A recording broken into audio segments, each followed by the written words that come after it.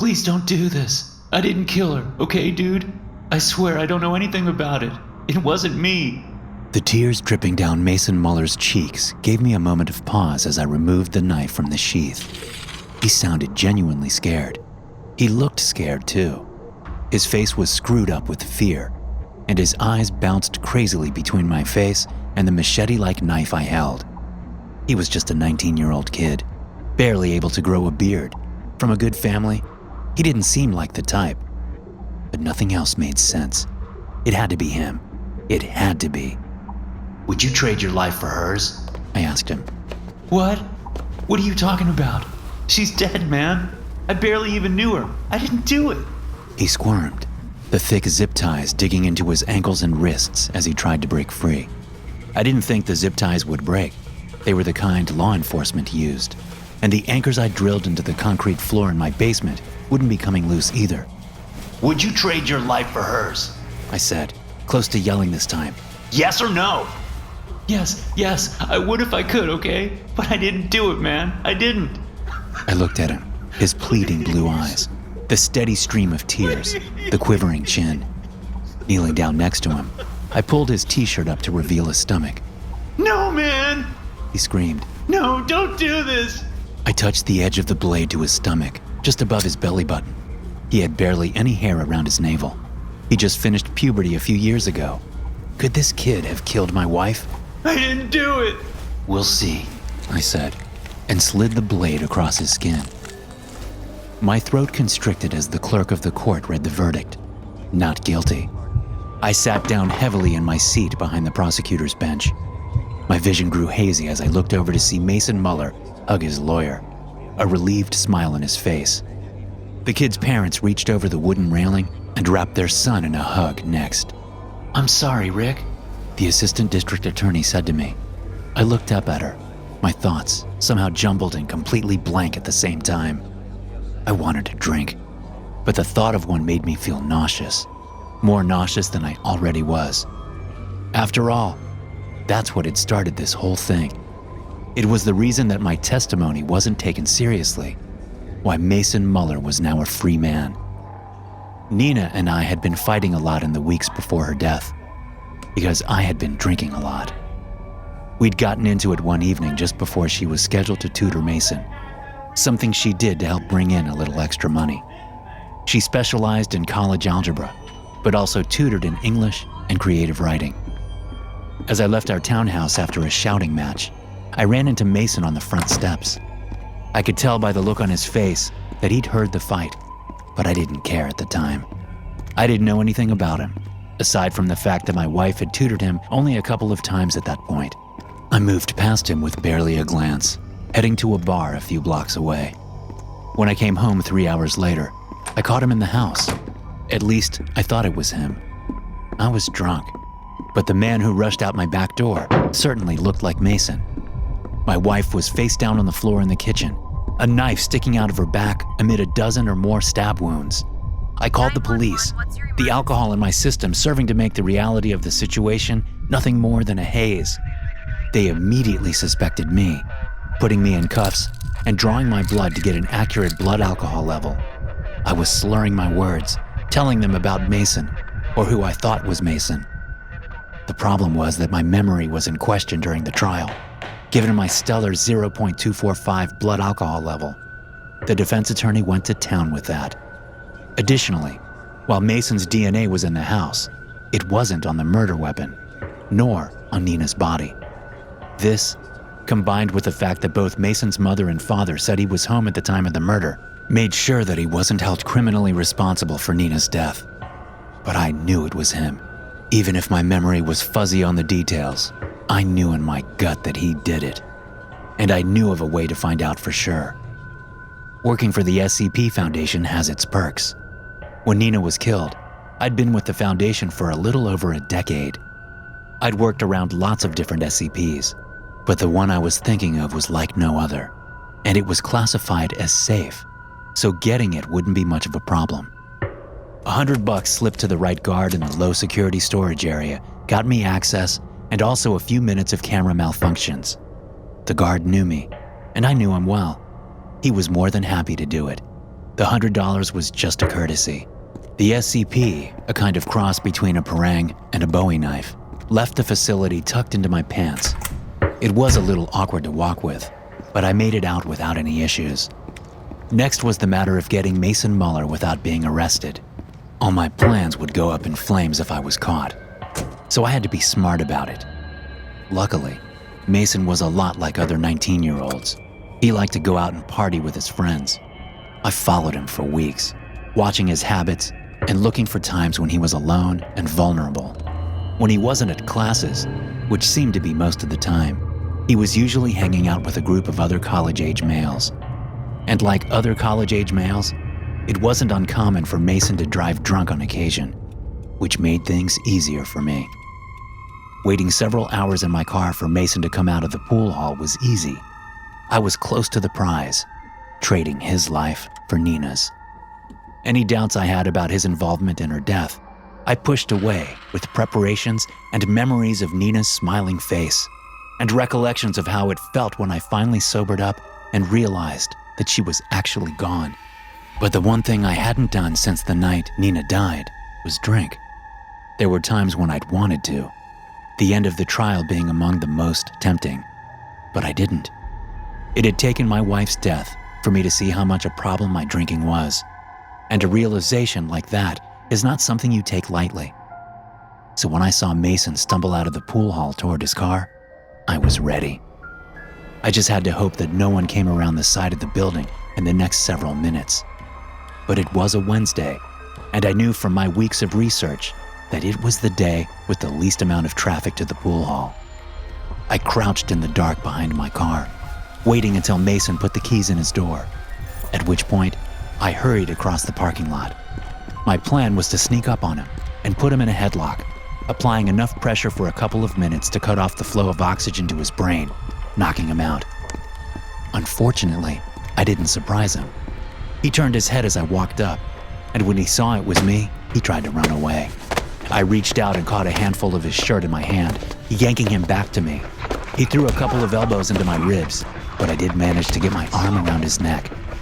He struggled and screamed and punched. It was all I could do to bring him to the ground. Finally, after about 4 minutes, he went limp. I was exhausted. Even though I had a good 30 pounds on him, it still sapped my energy to knock him out. I bound his hands and got him in the back of his car, then drove to my home, parking in the garage. I didn't have to wait long for him to wake up after I secured him in the basement. I was holding the SCP in my hand, still in its wooden sheath, when he woke up. That was when the pleading started. I placed the edge of the blade to his stomach, just above his belly button. He had barely any hair around his navel. He'd just finished puberty a few years ago. Could this kid have killed my wife?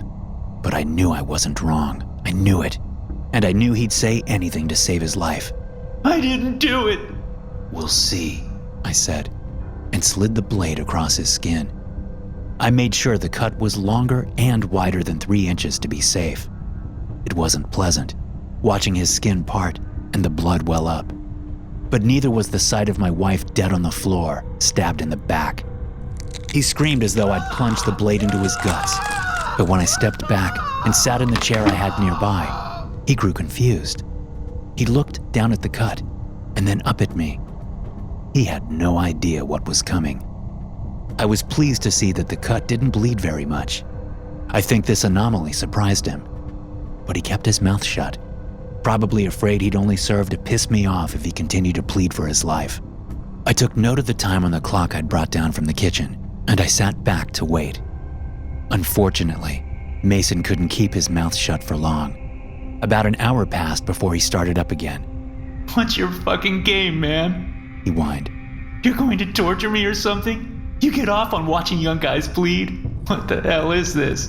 "Tell me the truth, and I'll tell you what my game is," I said.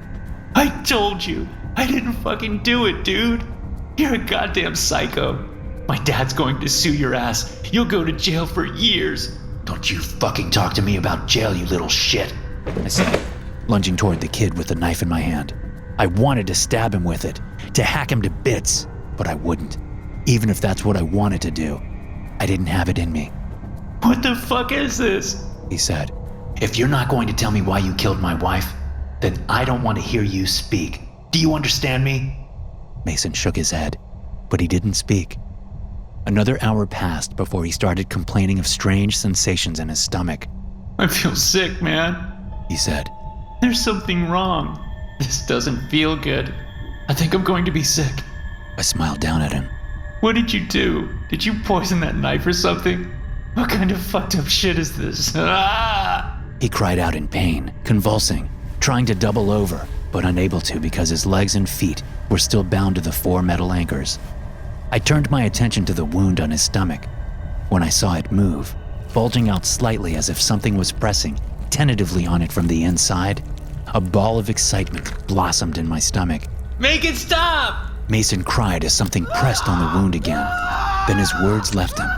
He continued to scream whenever he was able, but coherency had abandoned him.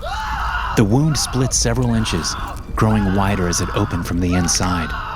A blood-slick bulge about the size of an adult human head appeared slowly through the wound, some unseen force pushing it out. Mason's wrists and ankles were now bleeding profusely where he'd stripped off the skin on the hard plastic zip ties in his convulsions. The shoulders came next, emerging impossibly from the wound on his stomach. It was clear to me that the figure was covered in some kind of slimy, opaque membrane, concealing its features. I wanted to grab hold of the figure and pull it out, but I couldn't. I had to be patient, so I sat and I watched. An hour and a half after it started, the human figure emerged fully from the wound. Mason was either dead or passed out at this point, but I didn't care. What I cared about was the person under that slimy fluid. Grabbing a towel from a stack I'd brought down to the basement, I leaned over the figure and wiped away the goo coating its head. And I saw the beautiful face of my wife, Nina. Until that moment, I hadn't realized how much I doubted what I kept telling myself I knew. My memory of the night was hazy, and so I had been second-guessing myself the entire time during and after the trial. But the fact that I had her back told me that I was right. The SCP doesn't lie. Mason had been the one there. He had killed her, and I had seen him running out of the house when I got home in a drunken stupor. Nina's eyelids fluttered open and looked up at me. Rick? She said, her voice sending a wave of emotion through me. Where am I? What happened? Nothing, baby, I said, cradling her to my chest, making sure she didn't see the dead or dying Mason behind her. Nothing happened. Oh, except for one thing. What's that? She said in a sleepy voice. I quit drinking. SCP-1509 is a bladed weapon, similar to an Indonesian parang. It is approximately 63 centimeters in length, with a steel blade of 48 centimeters in length. The anomalous effects of the item only manifest when it is used to cut a human. Depending on the type of wound inflicted, one of 2 anomalous effects, referred to as Effect 1509-1 and Effect 1509-2, will occur.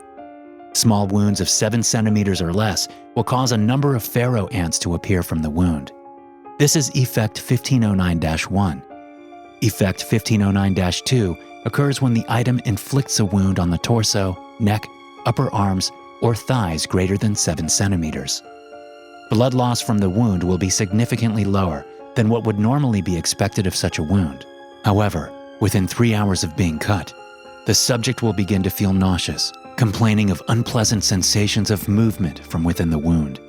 Over a period of between 20 and 180 minutes, an instance of SCP-1509-2 will force its way out of the wound. These instances show anomalous levels of flexibility during the process, being able to pass through wounds that should not be able to accommodate their size. Effect 1509-2 is universally fatal to the subject. If the subject survives the massive trauma caused by the process, they will quickly lapse into unconsciousness, followed by death. Each instance of SCP-1509-2 is indistinguishable from a deceased person familiar with the subject who has died within the past 30 years for reasons other than old age.